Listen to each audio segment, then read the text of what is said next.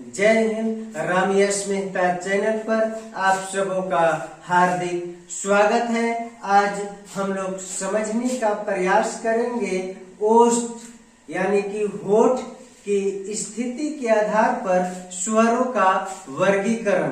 तो होठ की स्थिति के अनुसार स्वर दो प्रकार के होते हैं, आवृतमुखी, वृत्तमुखी।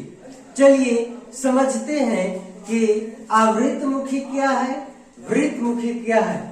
बड़ा ही अत्यंत रोचक क्लास है, आप सब ध्यान से समझने का प्रयास करेंगे, बड़ा ही मजा आएगा समझने में। तो चलिए देखते हैं आवृतमुखी। आवृतमुखी किसे कहते हैं? कहा जा रहा है कि जिन स्वरों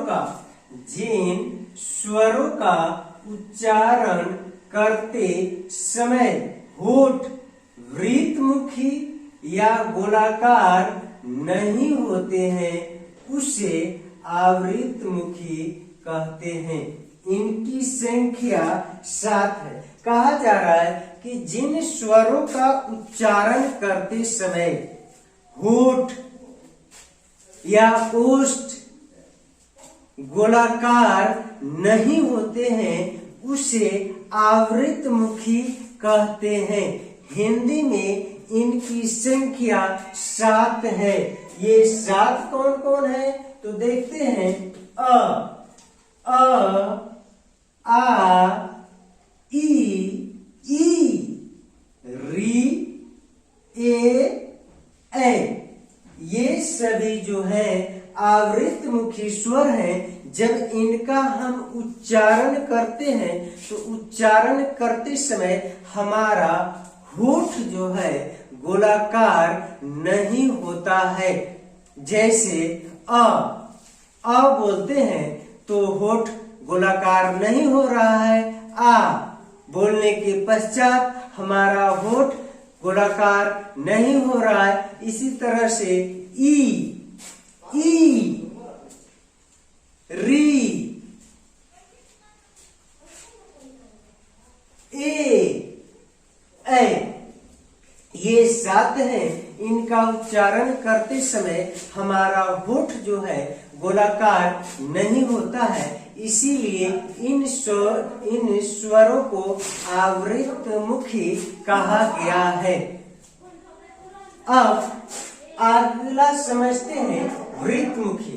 वृत्तमुखी यानी कि जिन स्वरों का उच्चारण करते समय हमारे मुख का होठ जो है गोलाकार हो जाता है, उसे वृत्तमुखी स्वर कहते हैं। इनकी संख्या 4 है। जैसे उ, ओ, औ। इन स्वरों का उच्चारण करते हैं तो हमारा होठ जो है गोलाकार होता है, इसीलिए ये वृत्तमुखी स्वर कहे जाते हैं। तो इस तरह से आपने समझा कि आवृतमुखी स्वर किसे कहते हैं, वृत्तमुखी स्वर किसे कहते हैं। अब इनसे बनने वाले जो अत्यंत महत्वपूर्ण प्रश्न हैं, जो विभिन्न प्रतियोगी परीक्षाओं में पूछे जाते हैं, उन प्रश्नों की चर्चा करेंगे। इन प्रश्नों को हम लोग समझने का प्रयास करते हैं। आप सभी ध्यान से इन प्रश्नों को समझने का प्रयास करेंगे ताकि आप किसी भी प्रतियोगी परीक्षा में शामिल हो तो वहां आप इनसे आने वाले प्रश्नों को आप हल कर सके। तो यहाँ सबसे पहला प्रश्न है, आवृतमुखी स्वरों की संख्या है।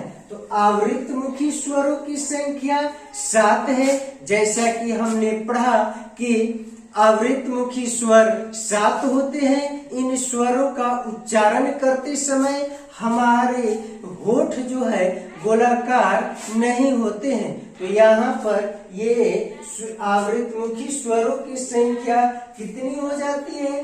तो 7 होती है। यानी कि ग ऑप्शन जो है, ग नंबर में जो दिया हुआ है 7, यह सही है और बाकी जो दिए गए हैं वो गलत है। अगला प्रश्न हम लोग समझते हैं। कहा जा रहा है कि जिन स्वरों का उच्चारण करते समय ओष्ठ गोलाकार नहीं होते हैं उसे कहते हैं, उसे क्या कहते हैं? तो अभी तुरंत आपने पढ़ा कि जिन स्वरों का उच्चारण करते समय होठ गोलाकार नहीं होते हैं उन्हें आवृतमुखी कहते हैं। तो यहाँ पर देखिए ख नंबर में आवृतमुखी दिया हुआ है, यह सही है और बाकी जो है गलत है। इसी तरह से अगला प्रश्न है, जिन स्वरों का उच्चारण करते समय होठ गोलाकार होते हैं उसे क्या कहते हैं? तो उसे कहते हैं, उसे वृत्तमुखी कहते हैं। और यह जो है क नंबर ऑप्शन सही है और बाकी जो है गलत है। अब यहाँ पर पूछा जा रहा है कि वृत्तमुखी स्वरों की संख्या है, तो वृत्तमुखी स्वर 4 होते हैं। कौन कौन है? तो उ, ओ, अ, ये 4 वृत्तमुखी स्वर है। तो वृत्तमुखी स्वरों की संख्या है 4, वृत्तमुखी स्वर की संख्या 4। यह ख नंबर जो दिया हुआ ऑप्शन है यह सही है। अगला प्रश्न हम लोग समझते हैं। निम्न में कहा जा रहा है कि निम्न में वृत्तमुखी स्वर है, यानी कि वृत्तमुखी स्वर कौन है हमें छांटना है। तो यहाँ देखते हैं कि ओ, यदि हम ओ का उच्चारण करते हैं तो ओ बोलने के पश्चात हमारे मुख के होठ जो है गोलाकार हो जा रहे हैं। तो यहाँ पर जो है यह क नंबर में ओ जो दिया हुआ है यह सही है, ओ वृत्तमुखी स्वर है और बाकी जो दिए हुए हैं वह आवृत्तमुखी स्वर है।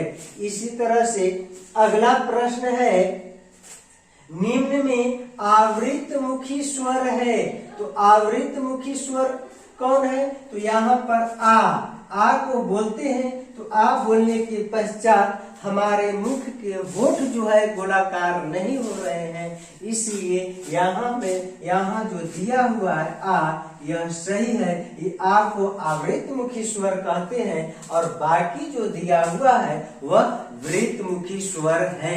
अगला प्रश्न है, निम्न में वृत्तमुखी स्वर नहीं है, तो वृत्तमुखी स्वर नहीं है। तो यहाँ पर देखते हैं कि वृत्तमुखी स्वर कौन नहीं है?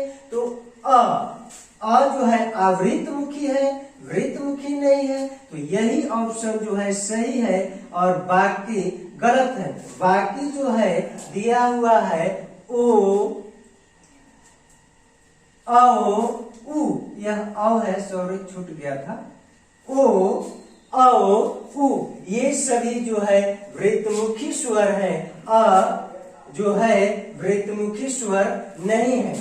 अगला प्रश्न है, निम्न में आवृत्तमुखी स्वर नहीं है, तो आवृत्तमुखी स्वर यानी कि आवृत्तमुखी स्वर कौन है?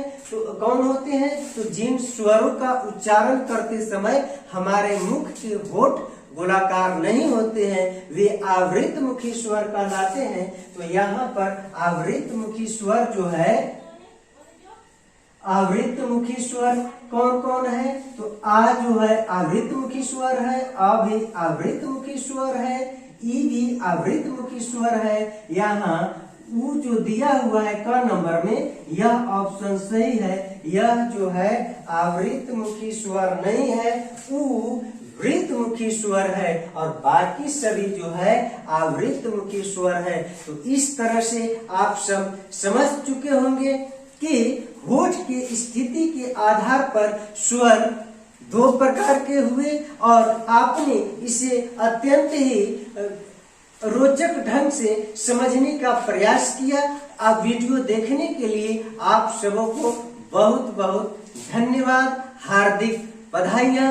इसी तरह की वीडियो देखने के लिए आप सब हमारे चैनल को सब्सक्राइब करें तथा अपने दोस्तों के साथ शेयर करें। बहुत बहुत धन्यवाद।